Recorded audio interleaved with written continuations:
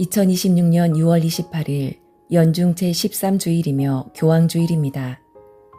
한국교회는 해마다 성 베드로와 성 바오로 사도 대축일이나 이날과 가까운 주일을 교황주일로 지낸다. 이날 교회는 베드로 사도의 후계자인 교황이 전 세계 교회를 잘 이끌어 나갈 수 있도록 주님의 도움을 청한다. 교황주일에는 교황의 사목 활동을 돕고자 특별 헌금을 한다. 오늘은 연중 제13주일이며 교황주일입니다.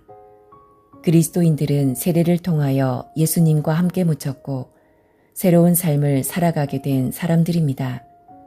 자기 십자가를 지고 예수님을 따르며 예수님 때문에 자기 목숨을 잃는 사람은 목숨을 얻을 것입니다. 예수님의 제자답게 살아가기로 다짐하며 우리 시대의 예언자요 목자이신 교황님을 위해서도 기도합시다. 제1독서 열왕기 학원 4장 8절에서 11절, 14절에서 16절의 말씀입니다. 하루는 엘리사가 수넴을 지나가게 되었다. 그런데 거기에 사는 한 부유한 여자가 엘리사에게 음식을 대접하게 해달라고 간청하였다. 그래서 엘리사는 그곳을 지날 때마다 그의 집에 들러 음식을 먹곤 하였다. 그 여자가 남편에게 말하였다. 여보, 우리 집에 늘 들르시는 이분은 하느님의 거룩한 사람이 틀림없습니다. 벽을 둘러친 작은 옥상방을 하나 꾸미고 침상과 식탁과 의자와 등잔을 놓아드립시다. 그러면 그분이 우리에게 오실 때마다 그곳에 드실 수 있을 것입니다. 어느 날 엘리사가 거기에 갔다가 그 옥상방에 들어 쉬게 되었다. 엘리사는 종에게 저 부인에게 무엇을 해주면 좋을까 하고 물었다. 게하지가 저 부인은 아들이 없는 데다가 남편은 나이가 많습니다 하고 대답하였다. 그러자 엘리사는 여자를 불러라 하고 일렀다. 종이 여자를 부르니 그 여자가 문간에 섰다. 엘리사가 말하였다. 내년 이맘때가 되면 부인은 한 아들을 안게 될 것이요. 주님의 말씀입니다. 화답송 주님의 자애를 영원히 노래하오리다. 주님의 자애를 영원히 노래하오리다. 제 입은 당신의 진실을 대대로 전하오리다. 제가 아뢰나이다. 주님은 자애를 영원히 세우시고 진실을 하늘에 굳히셨나이다. 주님의 자애를 영원히 노래하오리다. 행복하여라 축제의 기쁨을 아는 백성. 주님, 그들은 당신 얼굴 그 빗속을 건나이다. 그들은 날마다 당신 이름으로 기뻐하고 당신 정의로 힘차게 일어서나이다.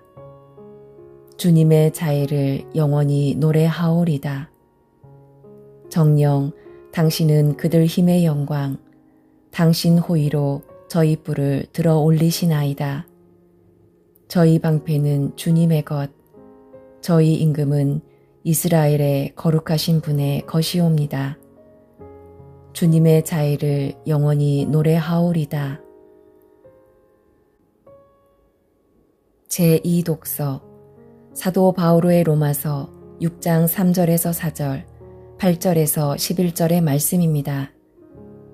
형제 여러분, 그리스도 예수님과 하나 되는 세례를 받은 우리가 모두 그분의 죽음과 하나 되는 세례를 받았다는 사실을 여러분은 모릅니까? 과연 우리는 그분의 죽음과 하나 되는 세례를 통하여 그분과 함께 묻혔습니다. 그리하여 그리스도께서 아버지의 영광을 통하여 죽은 이들 가운데에서 되살아나신 것처럼 우리도 새로운 삶을 살아가게 되었습니다.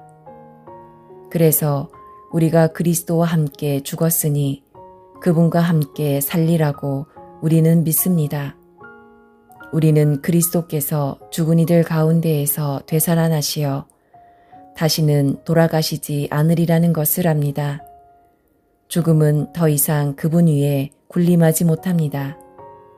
그분께서 돌아가신 것은 죄와 관련하여 단 한 번 돌아가신 것이고 그분께서 사시는 것은 하느님을 위하여 사시는 것입니다.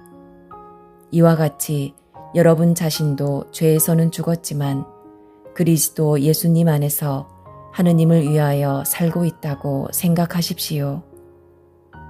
주님의 말씀입니다. 복음, 마테오가 전한 거룩한 복음 10장 37절에서 42절의 말씀입니다. 그때 예수님께서 사도들에게 말씀하셨다. 아버지나 어머니를 나보다 더 사랑하는 사람은 나에게 합당하지 않다.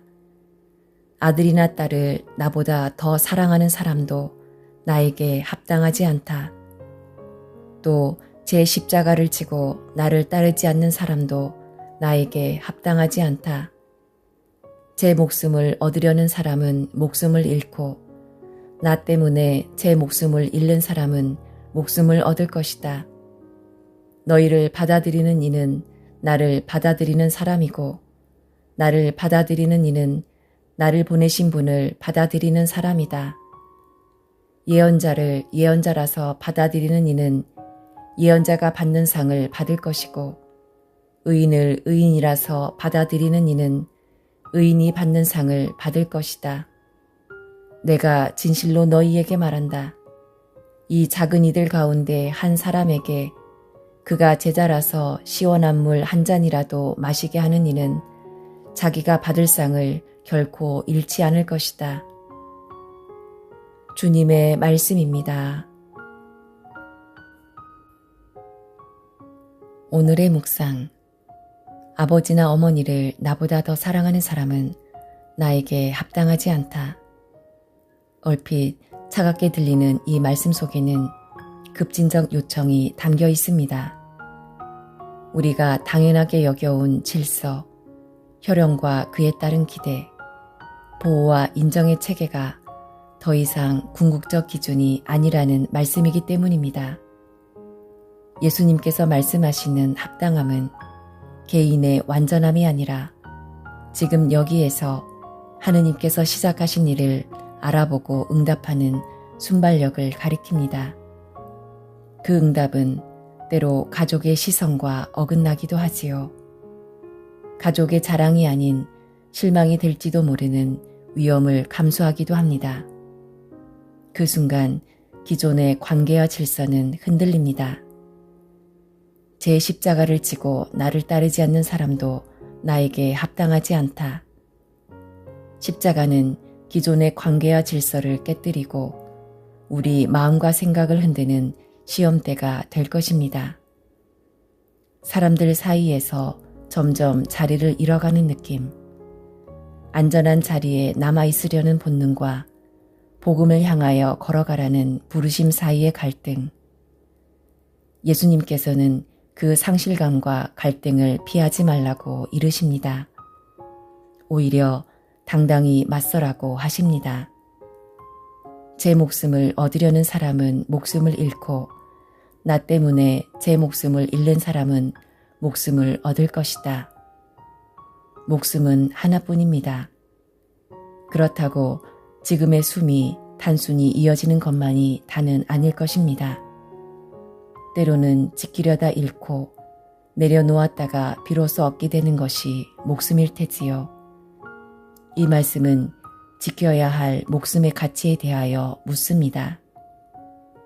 우리는 무엇을 위하여 사는 것일까요? 이러한 거창한 이야기를 뒤로하고 오늘 복음이 마지막에 남기는 것은 시원한 물 한 잔입니다. 누군가를 예수님의 제자라는 이유로 맞아들이는 작은 손길을 이야기합니다.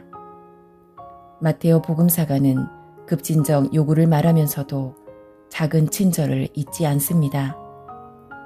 하느님 나라의 문은 물 한 잔의 배려 속에서도 열립니다.